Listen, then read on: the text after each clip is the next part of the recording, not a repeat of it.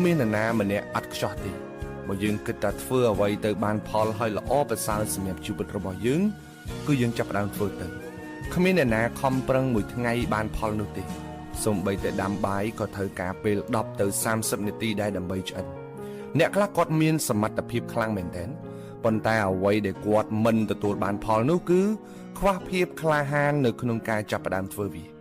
ចាំមាននេះចាំមាននោះមិនទាន់ដល់ពេលមិនទាន់ត្រៀមខ្លួនហើយជាដើមត្រូវចាំថាអត់មានអ្វីដែលអាក្រក់មើលជាងការចាប់ផ្ដើមទេគ្មានអ្វីលំបាកជាងការចាប់ផ្ដើមទេហើយក៏គ្មានអ្វីដែលអស្ចារ្យជាងការចាប់ផ្ដើមដែរកុំចាំចេះស្ទាត់ចាំចាប់ផ្ដើមរៀនធ្វើតិចតិចតក់សឹមទៅធ្វើបដារៀនបដារហូតទៅដល់ចេះស្ទាត់ការងារវាពិតជាបង្ខំមនុស្សឲ្យរៀនមែនតើប៉ុន្តែបើយើងមិនចាប់ផ្ដើម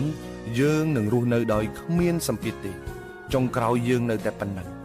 កុំចាំមានអ្វីគ្រប់យ៉ាងចាំចាប់ផ្ដើម